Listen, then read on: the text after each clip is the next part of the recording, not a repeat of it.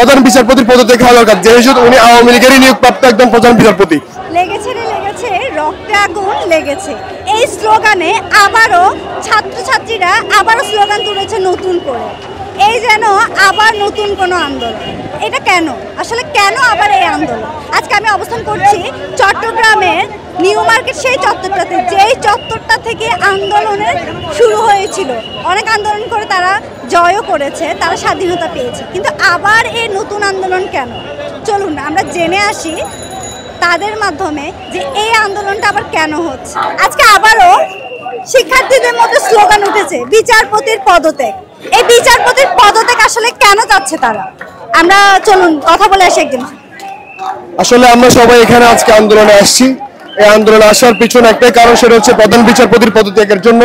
যেহেতু এই স্বৈরাচার সরকার পদত্যাগ করেছে, অবৈধ সরকার পদত্যাগ করেছে, অনেক বছর যাবৎ আমরা স্বাধীনতা পাই নাই, এখন যেহেতু স্বাধীনতা পেয়েছি, তা আমি মনে করি, আমরা সবাই মনে করি এই প্রধান বিচারপতির পদত্যাগ হওয়া দরকার, যেহেতু উনি আওয়ামী লীগেরই নিয়োগপ্রাপ্ত একজন প্রধান বিচারপতি।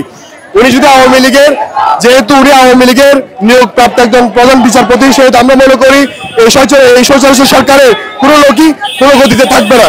এটা হচ্ছে আমাদের কথা, এটা আমাদের যুক্তি। আমরা এখানে এক দফা এক দাবি নিয়ে নামছি, এটা হচ্ছে এক দফা এক দাবি প্রধান বিচারপতি পদত্যাগের জন্য আমরা এখানে আবার নামছি, এটা হচ্ছে কথা।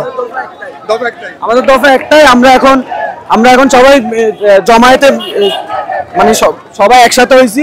আমাদের দফা একটাই, আমাদের প্রধান বিচারপতির পদত্যাগ, কারণ উনি হচ্ছে আওয়ামী লীগের মানুষ। তা আমরা ওই হিসাবে আমরা চাচ্ছি যে আমরা আওয়ামী লীগ যেহেতু চলে গেছে, তাদের আশেপাশে তাদের কেউ যেন আমাদের এই ইয়াতে না থাকে, আমাদের হ্যাঁ এই শাসন আমাদের সাথে কেউ না থাকে। তো আমরা চাচ্ছি যে ওনার পদত্যাগ। আমাদের এখন দফা একটা, দাবি একটা, বিচারপতির পদত্যাগ, দফা একটা, দাবি একটা। Thank you. আসলে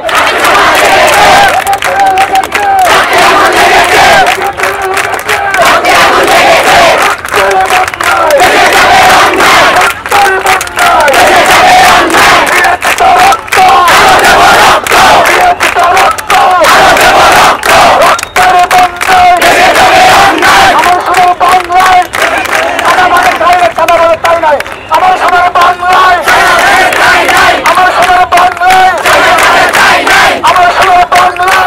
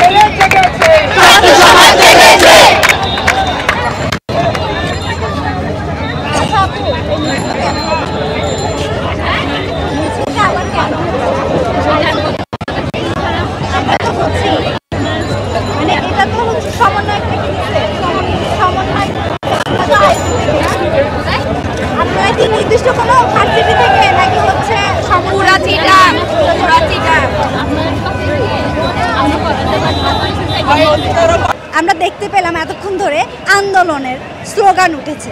কি স্লোগান? স্লোগান ছিল দফা 1 দাবি 1 বিচারপতির পদত্যাগ। এই বিচারপতির পদত্যাগ কেন চাচ্ছে তারা ইতিমধ্যে আমাদেরকে জানিয়েছে। আজকে যে সমাবেশ, এটা নিয়ে আপনারা এতক্ষণ ধরে পাশে থাকার জন্য সবাইকে অসংখ্য ধন্যবাদ। আবারও নতুন কোনো কিছু নিয়ে, নতুন কোনো তথ্য নিয়ে আপনাদের কাছে হাজির হবো। ততক্ষণ পর্যন্ত লাইক, কমেন্ট, শেয়ার করে আমাদের পাশে থাকুন। সুস্থ থাকুন, ভালো থাকুন। আল্লাহ হাফিজ।